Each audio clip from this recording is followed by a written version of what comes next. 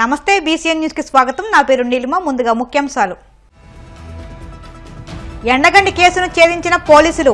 నిందితులను అదుపులోకి తీసుకున్నామన్న పశ్చిమ గోదావరి జిల్లా ఎస్పీ అద్నాన్ నయీం అస్మి.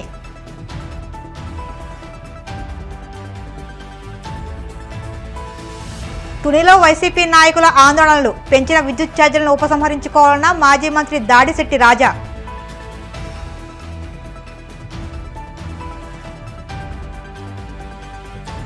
ఏలూరులో ఎస్పీ వర్గీకరణపై వన్మాన్ కమిషన్ అభ్యంతరాల స్వీకరణ. వినతి పత్రాలు అందజేసిన భీమవరం ఉండి నియోజకవర్గాల ఎస్సీ నాయకులు.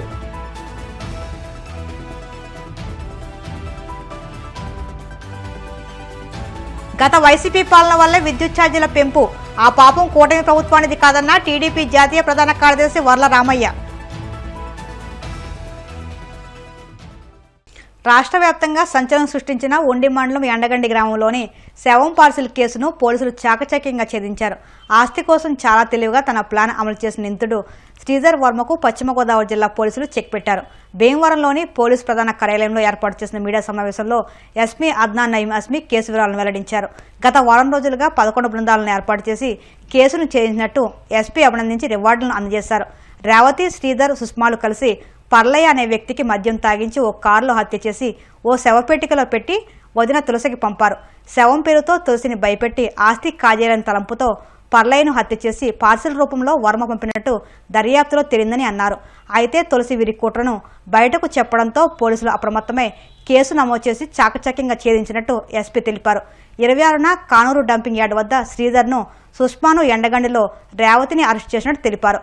కేసును ఛేదించినందుకు సహకరించిన Bhimavaram sub division DSP R G Jayasurya, Akividu circle inspector V Jagadeeswararao, Undi SI M D Nasirullah, Kalla SI N Srinivasarao, Akividu SI H Nagaraju సహకరించిన సిబ్బందిని అభినందించి రివార్డులతో సత్కరించారు. ఈ ముగ్గురు ఈ కాన్స్పిరసీ హ్యాచ్ చేయడం జరిగింది. జూలైలో first call on 5th of July Rangaraju గారికి వచ్చింది ఫ్రమ్ క్షత్రియ సేవా సమితి.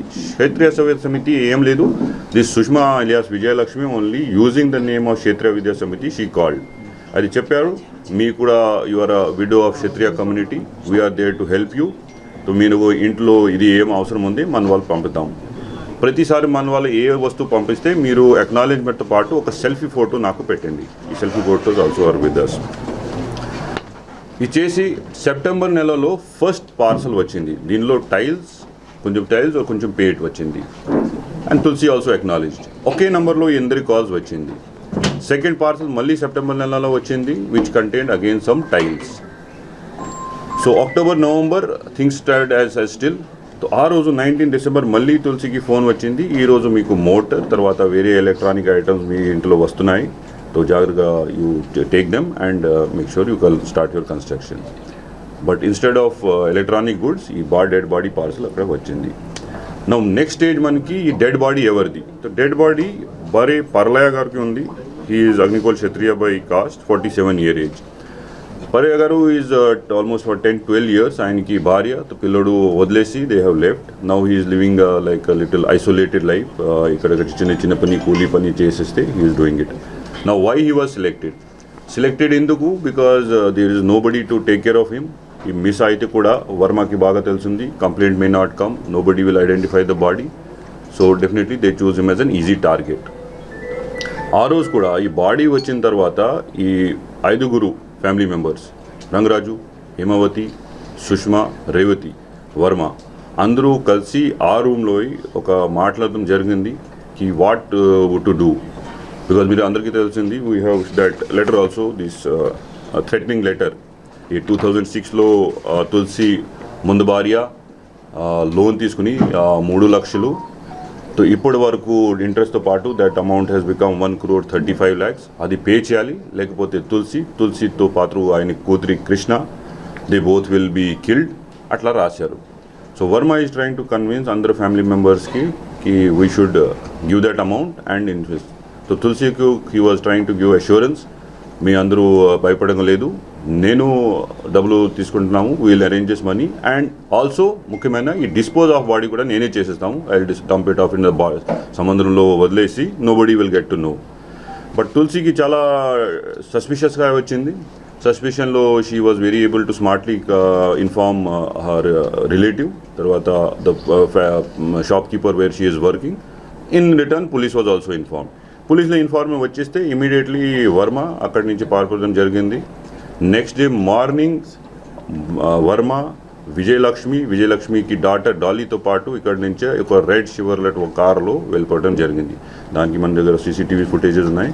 So it was a lot of strenuous effort. After 4 days of struggle and all, finally we could get Vijayalakshmi, Verma and her daughter yesterday, and based upon the interrogation of her and combined her with the Revati, I mean, under this story I am able to tell. To get this property, this 2.5 acre land, Tulsi should give her share. దానికోసం ఒక భయం లాగా ఇట్లాగా ఈ conspiracy జరిగింది. So we have to see almost 6-7 monthsని all angles they have checked. ఇన్వెస్టిగేషన్లో చూస్తే it is all the 3 appear to be of highly criminal mind. మొత్తం ఇన్వెస్టిగేషన్ డీటెయిల్స్ ఇప్పుడు చెప్తానికి it is little may not be possible, but కోర్టులో మన వాళ్ళు will represent a proper case for every step. Like this SIM card which is being used to call people, how that was secured, how this dead body was secured, ఈ box ఎట్లా తయారు చేశారు, అందరికీ చాలా precaution తీసుకున్న తర్వాత you have done it. Important విచిత్రంగా this what we could get from this 17th రోజుకి పర్లా గారికి తీసుకుని కిడ్నాప్ చేసి దే హ్యావ్ మర్డర్డ్. మర్డర్ టైంకి both Varma and Vijayalakshmi have murdered in front of Dolly 14-year-old girl. తర్వాత 2 రోజుకి they are sleeping with the same dead body in their house before sending it on 19th. ఈ అద్భుతంగా, షాకింగ్గా, విచిత్రంగా నాకు కూడా కనపడలేదు. Perhaps never has happened in the history. But finally, because of the hard effort of our entire team, additional speed means SDPO, Vivaram, Narsapur, entire team, Yakuvidu, all his SIs, చాలా మంది women force, because ముగ్గురు అమ్మాయి మనకి ఇక్కడ ఉన్నాయి. So we have really struggled so hard to get it done and so it just such immediate time. దాని గురించి మన మీడియా మిత్రులకు ఐఎమ్ రియలీ థ్యాంక్ఫుల్. మీరు అందరూ చాలా కోఆపరేట్ చేశారు. Every moment you have helped us in circulating the photograph of the dead body, in getting the accused arrested, everywhere you have helped. దాంతోపాటు I'm really highly thankful to my IGP Lord Ashok sir garu. He came over here, he guided us. The investigation completely was given a rewind after sir came into it. దాంతోపాటు మన DG గారు Dwaraka Tirumalarao sir, మన IG Law and Order గారు శ్రీకాంత్ సార్కి, they all helped us, and every daily basis there were multiple teleconferences and everything which we were holding, so that ఈ కేసులో ఒక water tight కేసులో పెట్టేసి ఒక ఫాస్ట్ ట్రాక్ చేసి we'll ensure that all 3 are sent to jail forever, or at least they should get death conviction. పశ్చిమ గోదావరి జిల్లా పాలకొల్లు మండల వ్యాప్తంగా పలు అభివృద్ధి పనులకు మంత్రి నిమ్మ రామనాయుడు శంకుస్థాపనలు చేశారు. 2.93 కోట్ల రూపాయలతో చేపట్టిన రక్షిత మంచినీటి సరఫరా, రహదారి నిర్మాణ పనులకు మంత్రి శ్రీకారం చుట్టారు. ఈ సందర్భంగా మంత్రి మాట్లాడుతూ ప్రభుత్వం ఏర్పడ్డాక అనేక సంక్షేమ పథకాలను అమలు చేస్తూ అభివృద్ధి కార్యక్రమాలకు శంకుస్థాపన చేస్తున్నట్టు తెలిపారు. అభివృద్ధిలో ఎన్డీఏ ప్రభుత్వానికి సహకరించాల్సిన ప్రతిపక్షం కరెంటు ఛార్జీల పేరుతో నిరసన కార్యక్రమాలు చేపట్టడం విడ్డూరంగా ఉందన్నారు. మాజీ ముఖ్యమంత్రి జగన్మోహన్ రెడ్డి తన హయాంలో 9 సార్లు విద్యుత్ ఛార్జీలు పెంచారని గుర్తు చేశారు. ఈ కార్యక్రమంలో మాజీ ఎమ్మెల్సీ అంగళ రామ్మోహన్, తెలుగుదేశం, జనసేన, బీజేపీ నాయకులు పాల్గొన్నారు. ఆంధ్రప్రదేశ్ రాష్ట్రంలో అధికారంలోకి వచ్చినటువంటి ప్రజా ప్రభుత్వం ఈవేళ పెద్ద ఎత్తున సంక్షేమ కార్యక్రమాలు, అదేవిధంగా అభివృద్ధి కార్యక్రమాలు కూడా రెండు కళ్ళుగా ముందుకు తీసుకెళ్తున్న విషయానికి ఈరోజు పెదమామిడిపల్లి, దిగమర్రు, కొత్తపేట గ్రామాల్లో జరిపినటువంటి అభివృద్ధి పనులకి శంకుస్థాపనలే ఒక నిదర్శనం. విద్యుత్ ఛార్జీలు పెరగడానికి కారణకుడైనటువంటి జగన్మోహన్ రెడ్డి మళ్ళీ విద్యుత్ ఛార్జీల పెంపు మీద మరి ఈరోజు ధర్నా చేయడం అంటే తాను పెంచినటువంటి ఛార్జీలకి తానే ధర్నాను పిలువడం అంటే రివర్స్ జగన్మోహన్ రెడ్డి అనేటువంటి మాటను ఈరోజు కూడా నిలబెట్టుకునేటువంటి పరిస్థితి.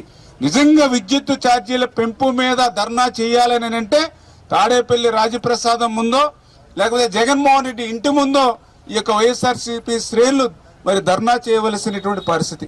ఈవేళ ఏదైతే మాకు వారసత్వంగా జగన్మోహన్ రెడ్డి పాపాలు శాపాలు మమ్మల్ని వెంటబడుతూ ఉన్నాయి.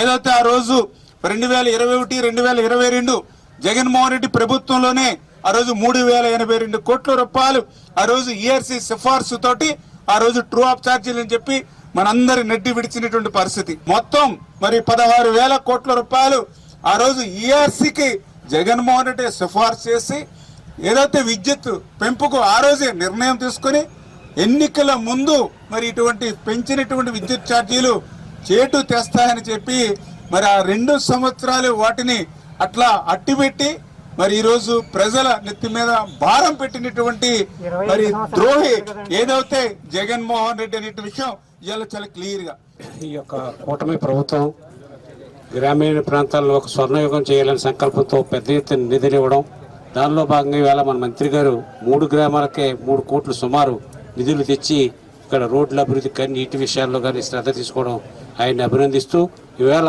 చంద్రబాబు నాయుడు గారు కానీ పవన్ కళ్యాణ్ గారు కానీ అటు మోడీ యొక్క సహకారం తీసుకుని పెద్ద ఎత్తున గ్రామీణ ప్రాంతాలని బాగు చేయాలి, నిజమైన స్వతంత్రానికి విలువ ఇవ్వాలనే సంకల్పంతోనే ఈవేళ అనేక ఆర్థిక ఇబ్బందులు ఉన్నా కూడా ఈ రాష్ట్రంలో అన్ని ప్రాంతాలని ఇచ్చిన మాట ప్రకారం అభివృద్ధి చేయాలి, పేదవారిని ఆదుకోవాలనే సంకల్పంతో పనిచేయడం చాలా గొప్ప విషయం. అడుగడుగునా చంద్రబాబు నాయుడు గారు అటు కేంద్రం యొక్క సహకారం తీసుకుంటూ మొన్ననే 5-6 కేంద్ర మంత్రులు కలిసి రాష్ట్ర సహకార విషయంలో పూర్తిగా సహకరించండి మోడీ గారిని కోరడం అనేది చాలా ఆనందం.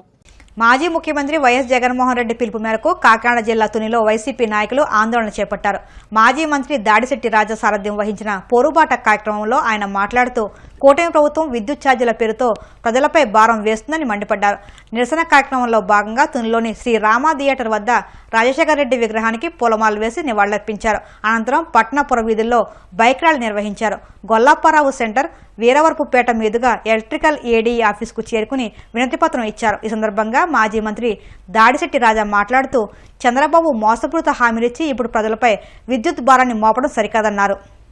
పేరుతో ఓటక హామీలు ఇచ్చి కూటమి ప్రభుత్వం అధికారం చేపట్టి 6 నెలలు అవుతుంది. ఎన్నికల ముందు ప్రెసిడెంట్ ముఖ్యమంత్రి చంద్రబాబు నాయుడు గారు టెక్నాలజీని ఉపయోగించి అవసరమైతే కరెంటు ఛార్జీలు తగ్గిస్తాను కానీ ఎట్టి బస్సులోని కరెంటు ఛార్జీలు పెంచేది లేదని చెప్పేసి వచ్చి 6 నెలలు కాకుండానే సుమారు 15,000 కోట్ల రూపాయలు సర్దుబాటు ఛార్జీల కింద ప్రజలపై భారం మోపడం ప్రజలకు తీవ్ర అన్యాయం చేయడం. ఎందుకంటే ఒక్క హామీ అమలు చేయలేదు. వాళ్ళ హామీలు ఇచ్చిన సూపర్ 6 లో ఒక రన్ కూడా చేయలేదు, ఒక హామీ కూడా అమలు చేయలేదు. అమలు చేయకుండా రాష్ట్ర అభివృద్ధి చేయకుండా 15,000 కోట్ల రూపాయలు ప్రజలపై భారం వేసి ఈ డబ్బంతా ఏమవుతుందో కూడా అర్థం అవ్వకుండా పరిస్థితిలో ఈ రాష్ట్ర ప్రజలందరూ ఉన్నారు. చంద్రబాబు నాయుడికి కరెంటు ఛార్జీలు పెంచడం గానీ లేకపోతే నిత్యావసర వస్తువుల ధరలు పెంచడం గానీ ప్రతిదీ ధరలు పెంచడం చంద్రబాబు నాయుడు పరిపాలనలో చంద్రబాబు నాయుడికి గతంలో చేసింది అలవాటేది. ఈ ప్రజాకంటక పాలన పోవాలి అని చెప్పేసి రాష్ట్ర వ్యాప్తంగా ప్రజలందరూ ఒకే ఒక్క కంఠంతో నిలదీస్తున్నారు. ఖచ్చితంగా కరెంటు ఛార్జీలు తగ్గించాలి, ప్రజలకు ఇచ్చిన సూపర్ 6 హామీలు నిలబెట్టాలని చెప్పేసి వైఎస్ఆర్ కాంగ్రెస్ పార్టీ తరఫున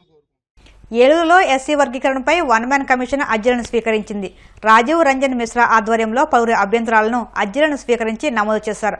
ఈ మేరకు పశ్చిమ గోదావరి జిల్లా భీమవరం ఉండి నియోజకవర్గాల అంబేద్కర్ ఆశయ సాధన committee founder and president Kona Joseph ఆధ్వర్యంలో వినతి పత్రాన్ని అందజేశారు. ఈ కార్యక్రమంలో జిల్లా president Eedi Ravikumar, vice president V Vijay, secretary Gatala Sandeep, organiser S Kiran, all India Christian federation state working president Matte Raj Kumar, SC నాయకులు, కార్యకర్తలు పాల్గొన్నారు.